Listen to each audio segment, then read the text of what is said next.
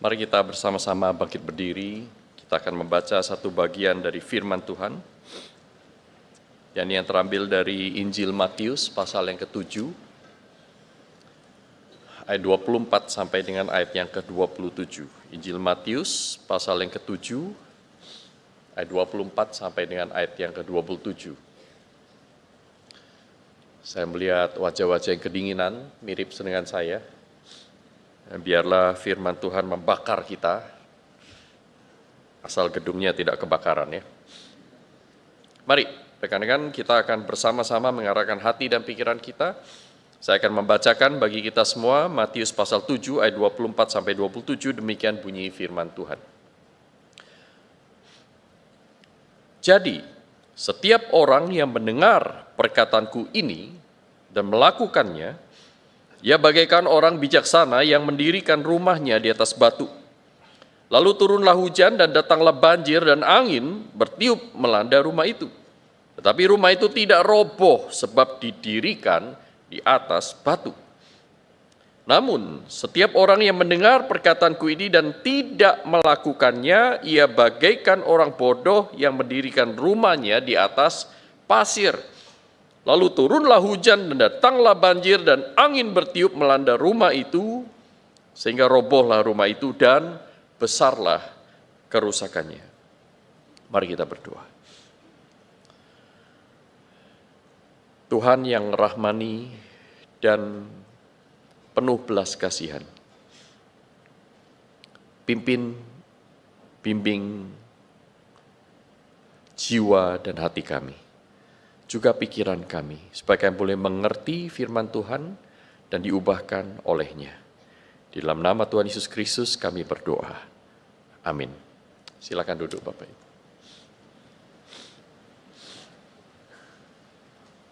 Tahun yang lalu, awal-awal tahun gitu, adalah kali pertama saya menjejakkan kaki di Samosir dan melihat keindahan Danau Toba. Waktu itu saya ke sana untuk memimpin sebuah retret perkantas untuk wilayah Sumatera bagian utara. Mereka menyebutnya Sumbagut. Saya tidak pergi kemana-mana selain dari Medan pergi ke Parapat, dari Parapat sempat makan saksang, dan kemudian menyeberang dengan kapal, dan kemudian tiba di lokasi di penyeberangan itu Ambarita kalau tidak salah, dan kemudian pergi ke lokasi retret dan sampai di sana sekitar 3 hari 2 malam. Setelah itu balik lagi, balik ke Medan, terbang balik ke Jakarta. Indah, saya singgah, saya tinggal di salah satu hotel di dekat pantai. Tetapi kemudian beberapa bulan berikutnya, saya berkesempatan lagi, kali ini melayani retret gereja yang lain yang ada Pematang Siantar, dan salah seorang sahabat saya yang juga melayani di gereja itu mengatakan sediakan waktu lebih banyak, karena ini musim liburan, ajak keluarga sekalian. Saya bilang oke, keluarga saya juga senang sekali, dan akhirnya pergilah kami retret di Parapat, sebuah hotel yang megah dan mewah. Dan setelah retret itu kami meluangkan beberapa hari untuk muter-muter di Samosir, Danau Toba. Dan berbeda dengan pengalaman singgah di beberapa bulan sebelumnya, kami tinggal di sana beberapa hari dan menikmati banyak sekali keindahan ciptaan Tuhan di sana. Kami pergi ke patung Yesus di Sibea-bea. Siapa yang dari sana? Siapa yang pernah ke sana? Angkat tangan. Yang pernah? Luar biasa ya, indah ya. Saya ambil banyak sekali foto sampai nggak cukup HP saya. Kami mampir juga di titik 0 km di pantai Batu Hoda dan mengunjungi beberapa spot lain yang luar biasa indahnya. Danau Toba indah sekali, tidak kalah dengan luar negeri. Saya pernah pergi ke beberapa tempat di luar negeri, pernah di Australia, beberapa spot di Amerika, Singapura dan seterusnya. Tetapi ini tidak kalah, bahkan karena saya orang gunung, maksudnya saya lebih suka gunung daripada pantai, saya merasa ini indah sekali, luar biasa. Tetapi itu barulah Parapat Samosir, saudaraku. Barulah Danau Toba, belum seluruh Indonesia, saudaraku. Patung Yesus juga ada di Toraja, saya pernah ke sana, bagus juga. Saya pernah ke Bali, ke Lombok, tapi saya belum pernah ke Raja Ampat. Belum sempat ke Kupang. Waduh. Saudaraku, singgah dengan tinggal itu dua hal yang berbeda. Ketika saudara dan saya hanya singgah, kita hanya menikmati sebagian. Ketika kita tinggal, kita menikmati lebih banyak.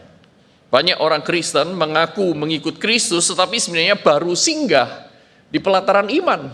Mereka belum tinggal di dalam Kristus dan menikmati kepenuhan di dalam Kristus dan belum menikmati apa artinya hidup bersama dengan Kristus.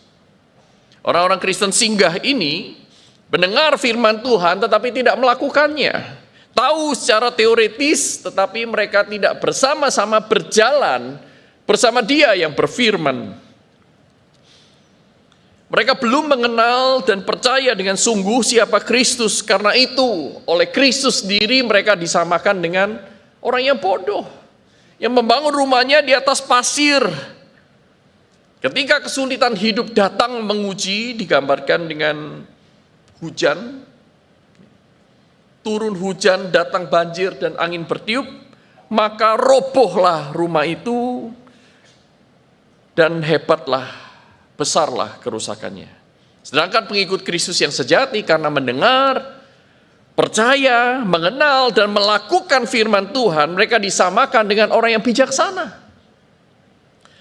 Yaitu mereka yang membangun rumahnya di atas batu karang. Tidak sembarangan hidup. Dan ketika ujian hidup datang, ia akan kokoh berdiri. Saudaraku, tidak sulit untuk mengerti perumpamaan ini. Orang bodoh, orang bijaksana membangun rumah di atas pasir dan membangun rumah di atas batu karang. Saudaraku, tetapi mari kita gali lebih dalam sedikit, apa yang dimaksud Tuhan Yesus dengan membangun di atas dasar yang kokoh. Bagaimana membangun di atas dasar yang kokoh itu? Apakah yang dimaksud dengan dasar yang kokoh itu? Mengapa dasar seperti itu disebut kokoh? Apa yang dimaksud dengan batu karang? Saudara, yang pertama, dasar yang kokoh itu adalah Kristus sendiri. Ada beberapa macam penafsiran tentu mengenai hal ini, dan tidak cukup waktu untuk saya memaparkan masing-masing penafsiran, tetapi saya langsung kepada satu titik di mana saya menginterpretasi bagian ini mengartikan dasar yang kokoh itu sebagai Kristus itu sendiri. Saudara perhatikan, apa yang membedakan dua macam orang ini, orang bodoh dan orang bijaksana? Kontrasnya itu adalah orang yang mendengar dan melakukan, dan orang yang mendengar dan tidak melakukan. Objeknya sama, objeknya yaitu perkataan Kristus. Nah, di dalam kontras antara orang bodoh dan orang bijaksana, tingkah lakunya sama, sama-sama membangun rumah, tetapi perbedaannya adalah di dasar. Nah, jadi saudaraku, dari sana kita bisa melihat bahwa dasar itu yang menjadi pembeda tidak lain adalah Kristus dan perkataannya. Ditambah lagi dengan beberapa bagian kitab suci, misalnya Matius 16, beberapa pasal setelah bagian yang kita baca ini, Tuhan Yesus memanggil para muridnya dan bertanya kepada para muridnya, menurut orang-orang siapakah aku ini? Dan kemudian para murid berkata, ada yang mengatakan engkau adalah nabi di perjanjian lama yang datang lagi. Ada yang mengatakan engkau adalah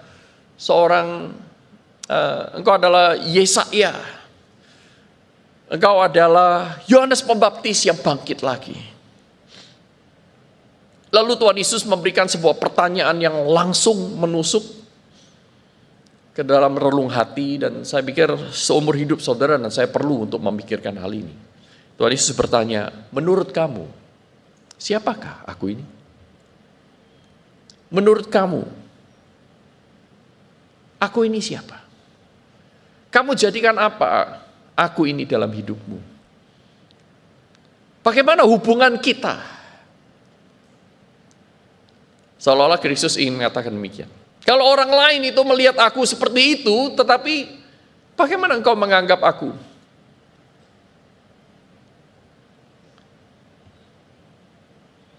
Saudaraku, kemudian Petrus mewakili yang lain, cepat-cepat menjawab, engkau adalah Mesias, anak Allah yang hidup.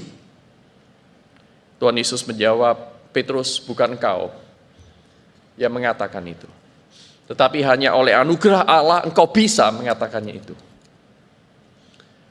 Saudaraku, dan kemudian Tuhan Yesus melanjutkan, engkau adalah Petrus, dan di atas Petra ini aku akan mendirikan jemaatku.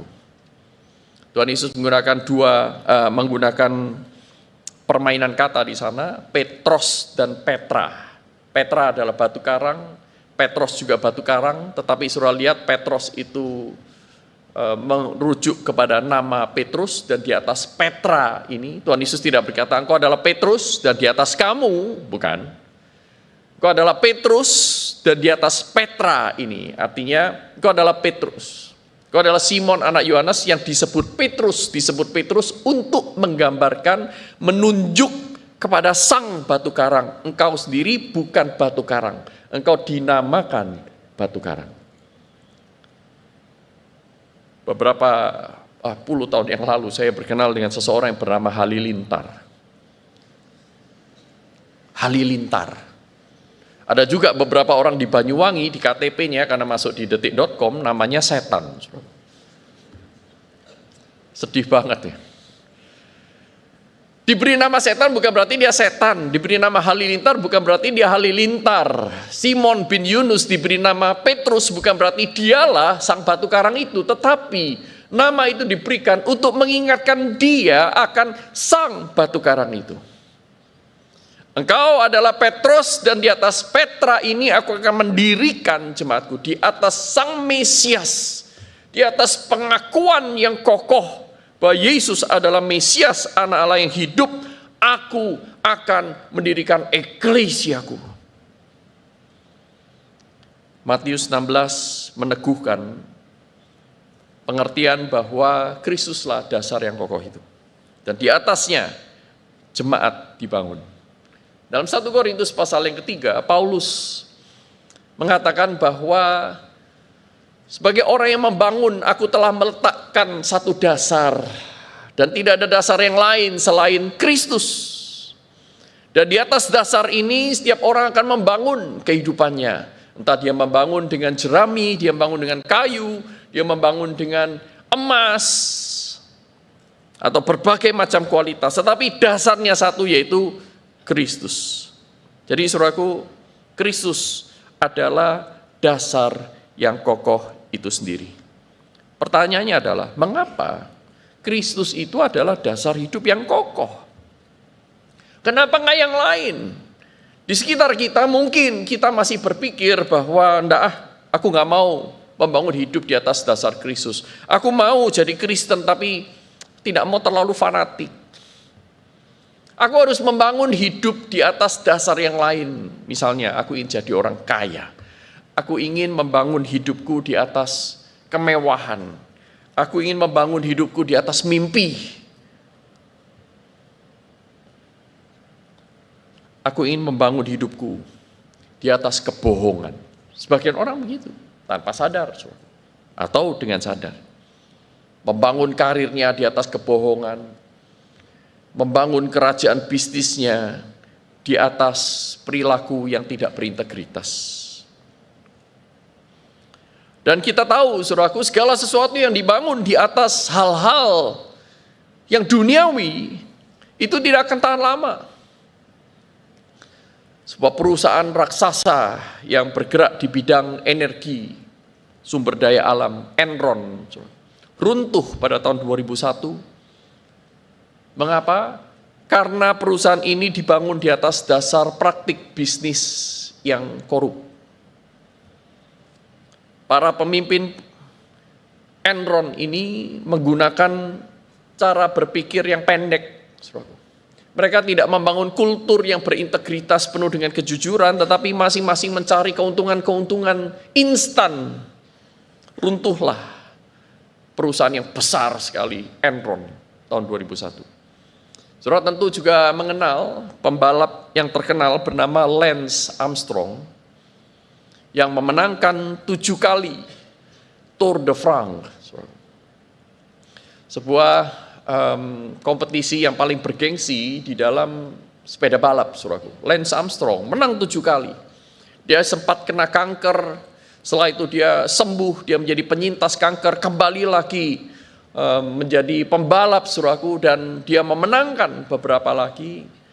Saudaraku, Lance Armstrong sudah menjadi sebuah simbol seseorang yang tekun, gigih, tidak menyerah, sampai akhirnya meraih kemenangan dengan kemenangan, menjadi inspirasi bagi banyak orang. Tetapi later ketahuan, saudaraku, ternyata Lance Armstrong menggunakan doping, sehingga akhirnya runtuhlah semua yang dia sudah bangun puluhan tahun itu. Dia membangun karir, membangun kebanggaan di atas kebohongan. Saudaraku, apakah ada dasar yang lebih kokoh dibanding Kristus? Mengapa? Kristus adalah dasar hidup yang kokoh dan membangun di atas dasar lain bahkan disebut bodoh. Saudaraku, ada banyak sekali alasan, tetapi sederhananya, yang pertama, saudaraku, karena Kristus itu adalah jalan dan kebenaran dan hidup. Apa yang dikatakan Alkitab tentang Kristus? Bahwa dia adalah jalan, jalan yang tidak pernah salah, berbeda dengan jalan manusia, seperti dalam Amsal 16 ayat 25. Di sana dikatakan ada jalan yang disangka lurus tetapi ujungnya menuju maut.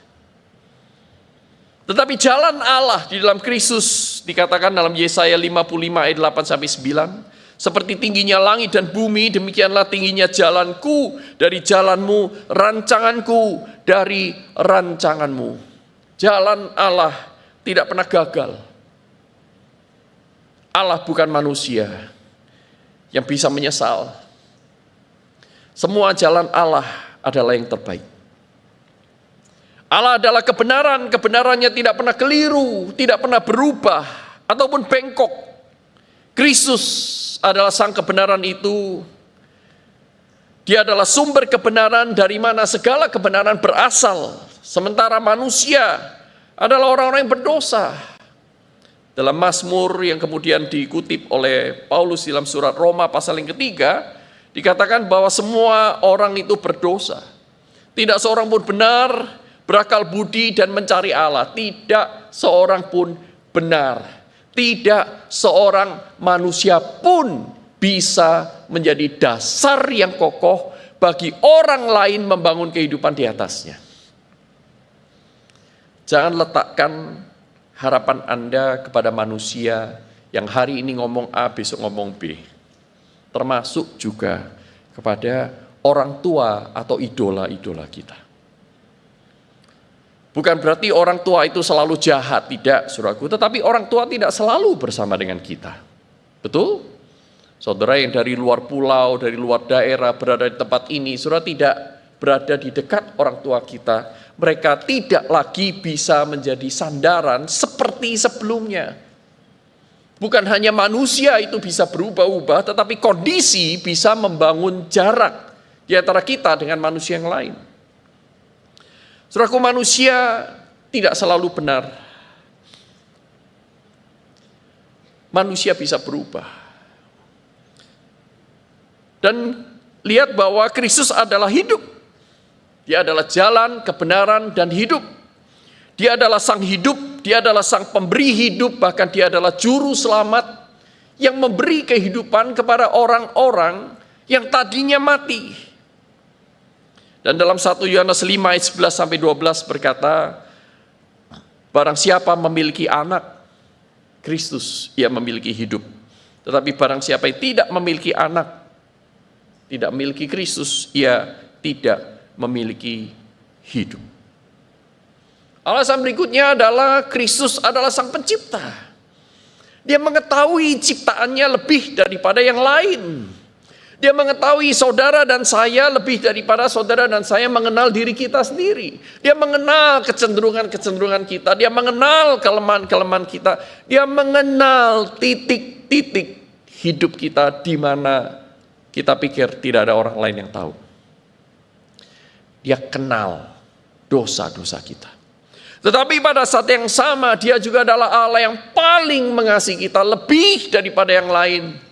Dia mati di kayu salib untuk saudara dan saya, menebus dosa kita, supaya kita tidak terus-menerus berada di dalam jerat kungkungan dosa. Saudara mau percaya kepada siapa lagi? Apakah ada yang lebih baik, dasar yang lebih kokoh, dibanding Kristus yang kasihnya tidak berkesudahan? Yang tidak pernah berbohong, dia adalah sang jalan dan kebenaran dan hidup. Dia adalah pencipta kita. Kepada siapa saudara akan percayakan hidup dan arah kehidupan kita? Saudara, tahun 2022 bulan Mei terjadi sebuah insiden ketika sebuah pesawat single engine Cessna 208 sedang terbang, saudaraku. Tiba-tiba sang pilot itu tidak sadarkan diri. Dan di atas pesawat itu bersama dengan sang pilot ada 2 orang penumpang. Cessna itu pesawat yang kecil, saudaraku. Dan kemudian salah seorang dari penumpang itu langsung mengambil alih kemudi. Orang itu bernama Darren Harrison. Dan kemudian dia berusaha menggunakan alat komunikasi yang dipakai oleh pilot untuk berkomunikasi dengan ATC, ya, Air Traffic Control yang ada di semua bandara. Dan kemudian di pojok sana, di ujung di Air Traffic Control Tower itu, seorang bernama Robert Morgan melayani. Dia adalah instruktur pesawat terbang, ya, melatih orang-orang untuk naik mengendalikan pesawat terbang dengan jam terbang pengalaman dia itu kalau tidak salah 1.200 jam dia melatih orang. Maka terlibatlah perbincangan antara Darren Harrison, sang pengemudi dadakan amatir yang tidak pernah mengendarai pesawat terbang itu, dengan Robert Morgan di tower. Mereka pertama-tama kaget, ya, Robert Morgan kaget. Ini orang ini tidak pernah menerbangkan pesawat sama sekali. Dan Darren Harrison berkata, aku tidak pernah menerbangkan pesawat sama sekali. So guide me, tolong saya, pandu saya. Dan kemudian akhirnya dengan ajaib, saudaraku, pesawat itu bisa mendarat dengan baik. Bahkan Robert Morgan berkata skornya itu 10 out of 10. Ini seorang yang tidak pernah mengendarakan pesawat. Tetapi apa yang membuat pesawat itu bisa landing dengan baik dan tidak ada seorang pun menjadi korban?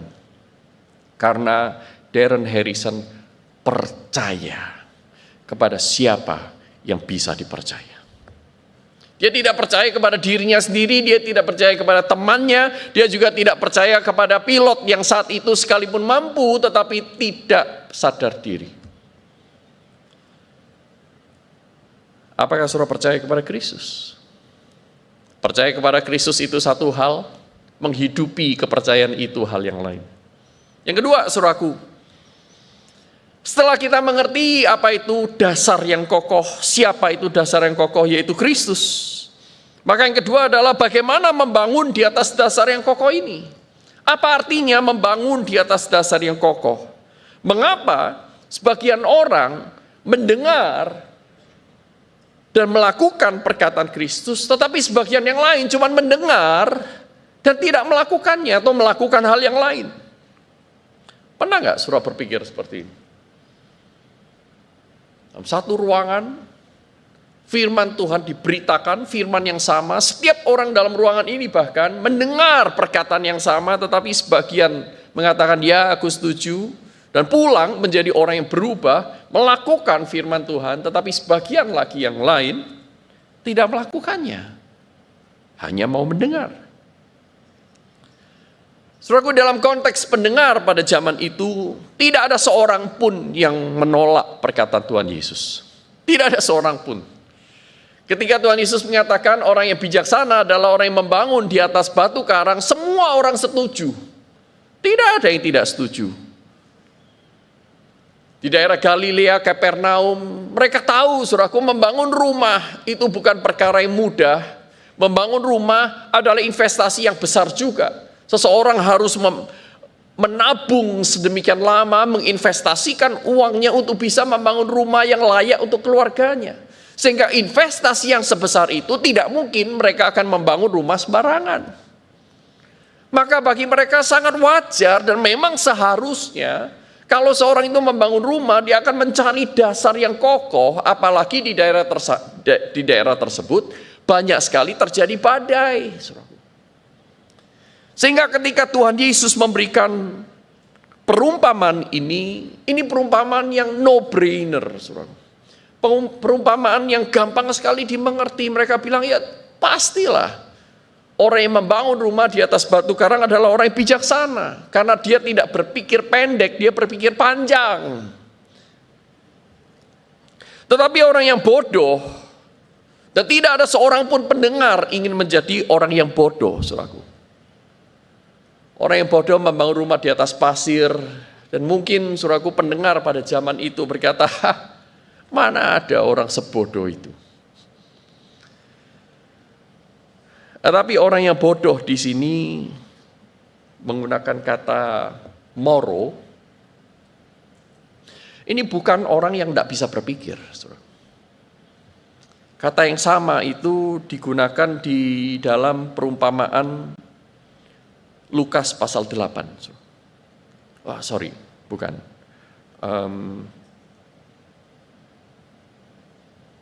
Ada satu bagian yang lain tentang ketika Tuhan Yesus berbicara tentang orang kaya yang bodoh. Itu seseorang yang berpikir, waduh, hasil panenku ini tidak cukup dimasukkan dalam lumbung yang ada. Lalu dia menggunakan waktu yang banyak sekali untuk berpikir, akhirnya dia mengambil keputusan, aku akan rombak lumbungku ini, aku akan bikin sesuatu yang lebih besar. Dan akhirnya setelah dia mengeksekusinya menjadi sebuah yang lebih besar, saudaraku, dan semua panen itu bisa masuk, dia berkata kepada jiwanya, kata Tuhan Yesus, sekarang saatnya engkau untuk duduk, makan, minum, menikmati apa yang kau sudah kerjakan. Lalu Allah berkata, hai engkau orang bodoh. Nah, kata yang sama dipakai. Hai engkau orang bodoh. Hari ini juga engkau akan diambil. Nyawamu akan diambil. Siapa yang akan menikmati apa yang kau kerjakan? Untuk apa engkau mengerjakan semuanya itu?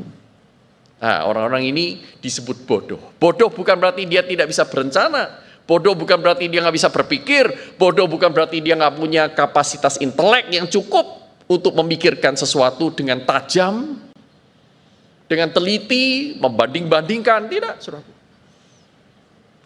Jadi siapa yang dimaksud oleh Tuhan Yesus dengan orang yang bodoh ini? Yaitu mereka yang mendengar tetapi tidak melakukan. Sehingga mereka tidak mau membangun rumahnya di atas dasar yang kokoh. Jika Kristus adalah dasar yang kokoh, mengapa banyak orang memilih mengikutnya dengan tidak sungguh-sungguh? Aneh ya? Padahal sudah kelihatan, ini bodoh. Orang yang menolak Kristus adalah orang yang bodoh. Sekali lagi bodoh bukan berarti IQ-nya jongkok. Tapi orang yang bodoh ini adalah orang yang tidak berpikir panjang. Berpikirnya tidak sampai kepada kekekalan. Dia hanya berpikir short term. Orang-orang Kristen yang cuman singgah ini. Tidak berpikir jauh. Orang-orang Kristen part-timer. Kenapa? Kalau Kristus adalah dasar yang kokoh, orang lebih suka menjadi orang Kristen part-timer. Nah, saudaraku, kalau kita teliti lebih dalam, ternyata untuk seseorang itu bisa mendengar dan kemudian mau melakukan firman, itu tidak terjadi secara otomatis. Ada beberapa hal yang lebih dalam yang mendasari perilaku itu. Mendengar dan melakukan. No, not as simple as that. Dalam Matius pasal 7 ayat 21 sampai 23, dan bagian sebelum ayat 24 dan ayat 27 ini, sebelum perumpamaan ini, Tuhan Yesus mengatakan bahwa bukan semua orang yang berseru kepadaku Tuhan, Tuhan akan masuk dalam kerajaan surga. Tetapi hanya mereka yang melakukan kehendak Bapa di surga. Bukan hanya orang yang mengatakan Tuhan, Tuhan, percaya Yesus Tuhan, memanggil Yesus Tuhan ini. Tapi dikatakan bukan itu, bukan cuman itu. Tapi iman yang sejati itu adalah iman yang menghasilkan buah. Dia melakukan kehendak Bapa di surga. Kemudian orang-orang itu akan berkata, kata Tuhan Yesus, bukankah kami memberitakan Injil demi namamu? Loh, melakukan firman lo ini. Bukankah kami mengusir setan demi namamu? Wah, melakukan mujizat. Bukankah kami menyembuhkan banyak orang demi nama? Bukankah kami melayani? Bukankah kami ikut tim worship? Bukankah kami menjadi tim usher? Bukankah kami menjadi misionaris yang dididik di UPH ini? Guru misionaris, perawat misionaris, psikolog misionaris, bisnismen misionaris. Bukankah kami melakukan itu dalam namamu, Tuhan? Kemudian Tuhan Yesus berkata, aku tidak mengenal kamu. Enyahlah engkau daripadaku sekalian pelanggar hukum. TB 2 menggunakan kata melanggar perintah Allah. Enyahlah dari hadapanku, hai kamu yang melanggar perintah Allah. Aku tidak mengenal kamu. Aku tidak pernah mengenal kamu. Wah, ini menarik sekali. Jadi bukan asal melakukan firman Tuhan yang dimaksud di dalam perumpamaan Tuhan Yesus. Bukan asal-asalan melayani.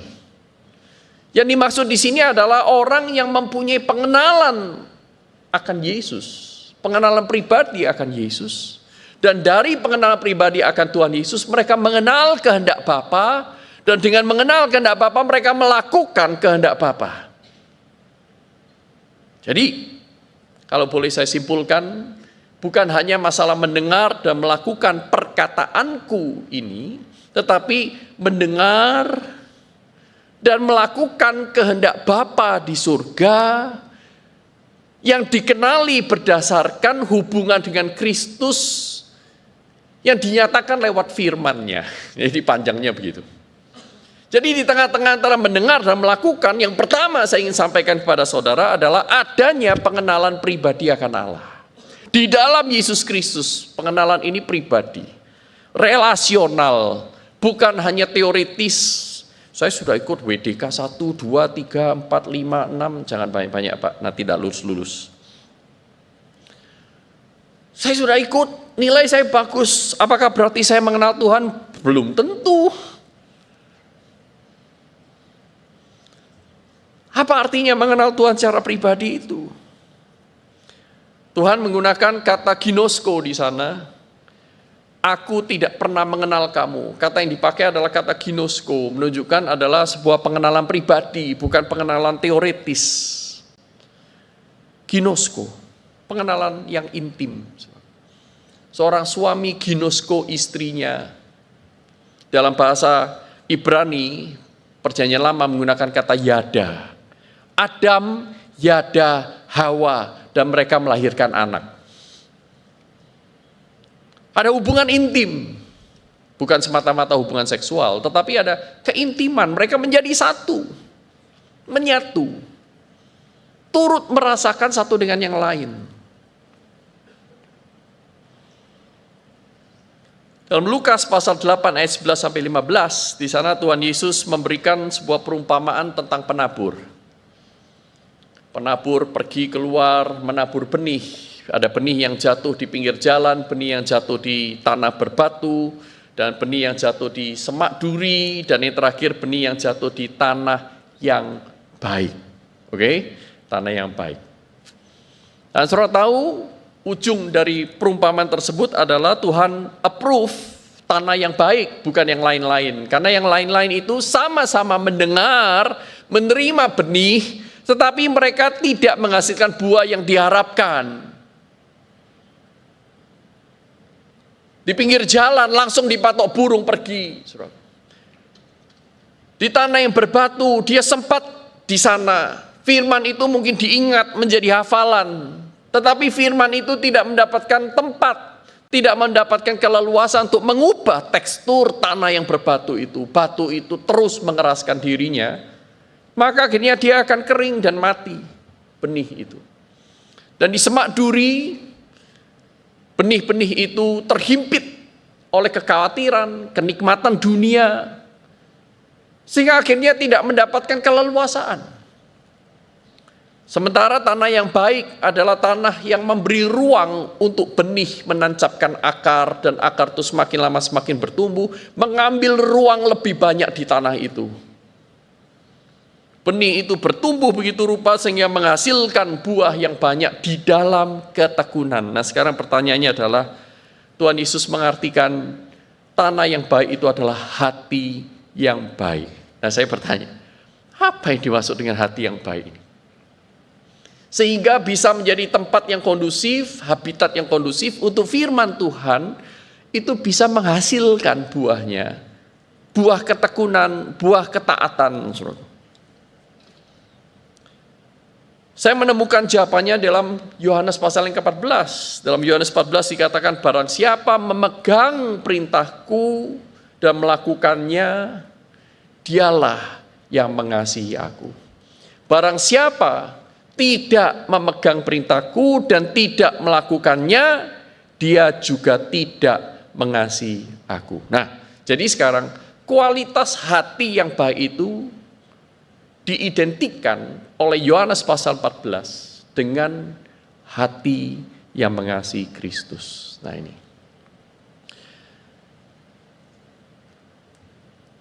Saudara mau melakukan kehendak orang yang saudara benci? Kalau kepaksa mau nggak mau ya. Tetapi kalau saudara diberikan kebebasan, saudara mau? Bahkan kalau bisa kita menyakiti dengan melakukan yang sebaliknya, betul? Enak aja minta antar pergi ke FON dari UPH, dari sini pergi ke FON, minta diantar naik motor, ya ampun, kamu sudah sering melukai hati saya. Enggak, jalan aja sendiri.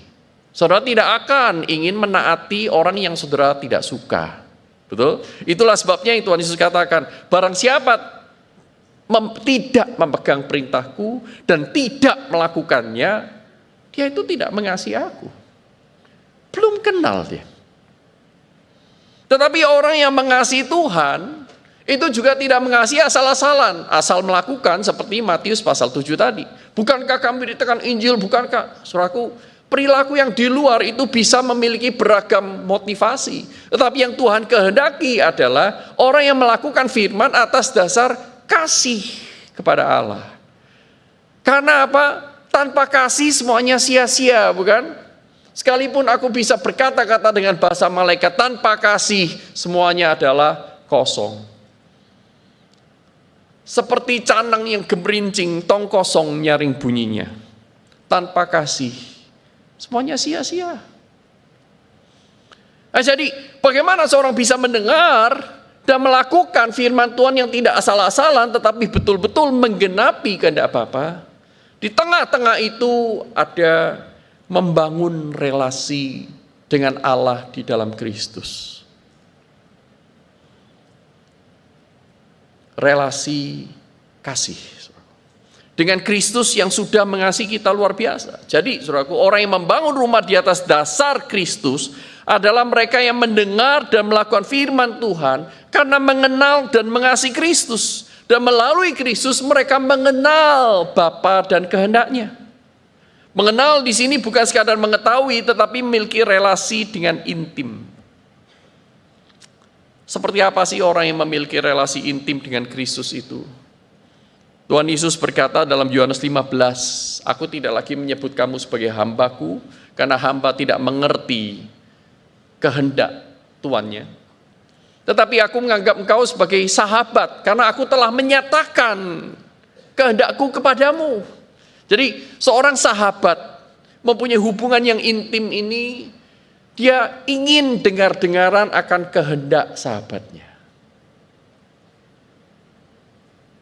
Saudara punya bestie, yang punya bestie angkat tangan, kalau enggak nanti bestinya marah.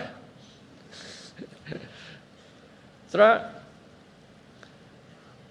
ada enggak orang yang tidak suka dengerin Anda, lalu ada ini bestiku? Nggak ada, saudara. Saudara akan menganggap dia bestie, salah satunya adalah bukan hanya karena dia peduli, dia mengasihi Anda, tetapi juga dia ingin mendengar isi hati Anda, betul? Ya. Kalau enggak, sorry, engkau tidak qualified menjadi bestie. Saudara, siapa orang yang memiliki relasi intim dengan Kristus? Yaitu orang yang ingin mengenal diri, karya, dan keinginan Kristus. Dan saudara tahu A.W. Tozer mengatakan, Kristus itu siapa? Kristus itu adalah orang, sosok pribadi yang paling mengenal sebobrok-bobroknya kita. Tetapi pada saat yang sama dia paling mengasihi kita lebih daripada yang lain. Tidak ada bestie yang lebih hebat daripada Kristus. Kalau saudara belum menjadi bestinya Kristus, jangan buang-buang waktu. Segera jadilah bestinya. Tidak ada sahabat yang lebih hebat daripada Kristus, yang lebih mengasihi kita dibanding Kristus. Orang yang intim dengan Kristus juga ingin mengenal apa yang disuka dan yang dibencinya. Sahabat suka memperhatikan yang sahabatnya katakan dan kehendaki, khususnya dari kita. Kalau saudara menjadi sahabatnya Tuhan, saudara ingin, apa sih Tuhan yang Engkau kehendaki dari aku? Aku mau melakukannya karena aku mengasihimu. Seorang sahabat, orang yang mempunyai hubungan intim dengan Tuhan, itu sehati dengan Kristus.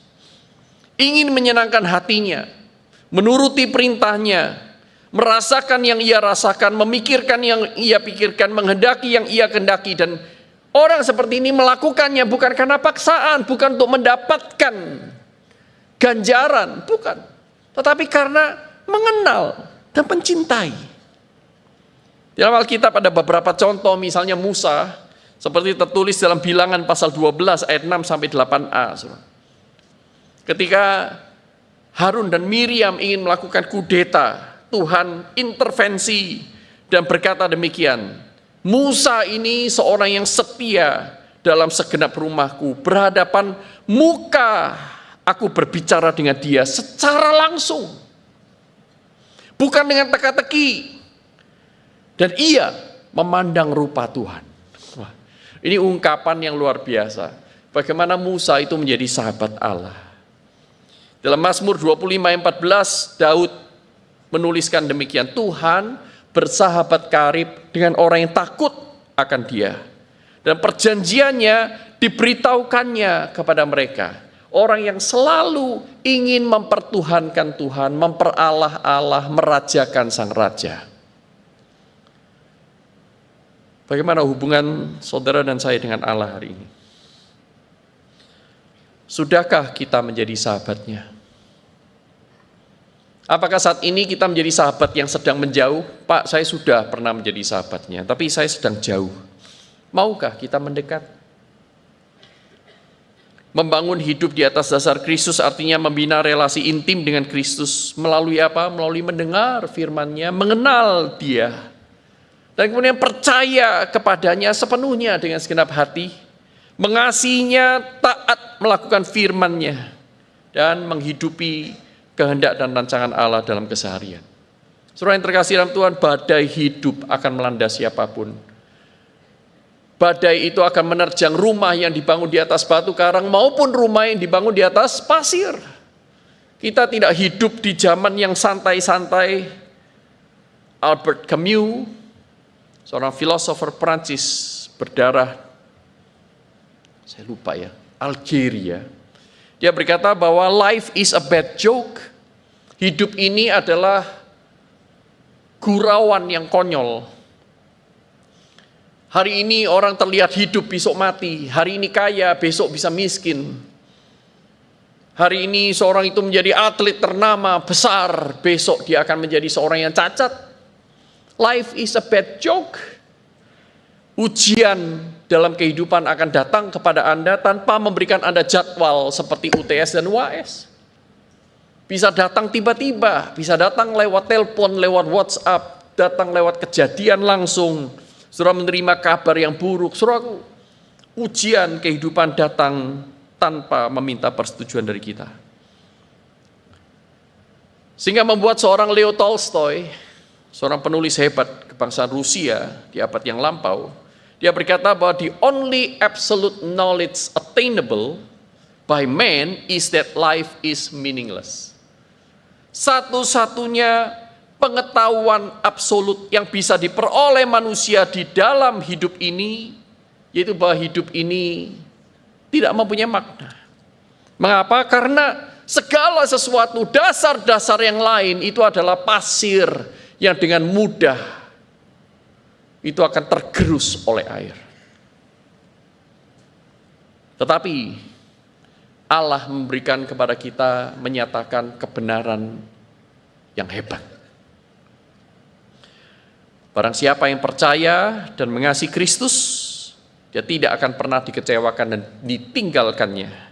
Barang siapa yang tekun dan taat melakukan firman Tuhan, sekalipun dia tidak kaya, sekalipun dia tidak selalu sehat, sekalipun dia tidak pernah punya rumah mewah, tidak punya jabatan yang terlalu tinggi, tetapi sesungguhnya di mata Tuhan, orang-orang seperti ini adalah orang yang bijaksana, yang membangun rumah tidak di atas pasir.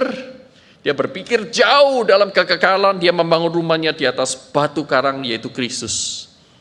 Kemudian turunlah hujan, datanglah banjir, lalu angin melanda rumah itu, tetapi rumah itu tidak roboh, sebab didirikan di atas batu. Tetapi setiap orang yang mendengar perkataanku ini, kata Yesus, dan tidak melakukannya, sekalipun dia pintar, sekalipun dia punya jabatan, sekalipun hidupnya terlihat lancar, tidak pernah dapat penyakit-penyakit yang parah, namun dia sama dengan orang yang bodoh, yang membangun rumah di atas pasir.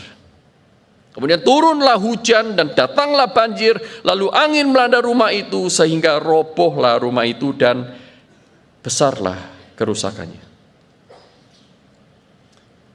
Mari kita tundukkan kepala.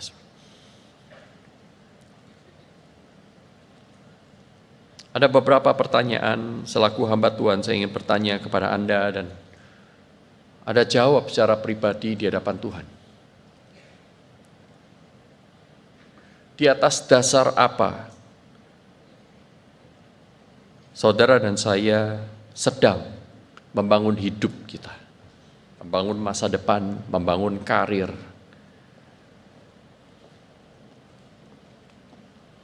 membangun keluarga?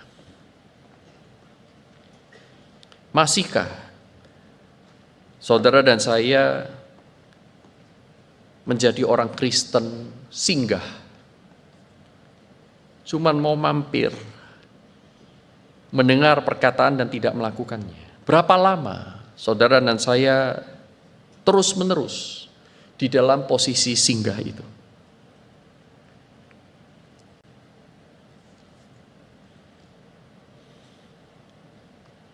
Saya akan menutup dengan doa dari perkataan Agustinus. Mari kita berdoa. Tuhan, Engkau tidak pernah pergi meninggalkan kami, namun kami kesulitan untuk kembali kepadamu. Datanglah Tuhan, bangkitkanlah kami dan panggillah kami kembali. Nyalakan dan tangkaplah kami. Jadilah api kami dan manisnya kami. Biarlah kami mengasihi, biarlah kami berlari mendekat kepadamu. Di dalam nama Tuhan Yesus Kristus kami berdoa. Semua yang percaya katakan amin. Tuhan memberkati kita semua.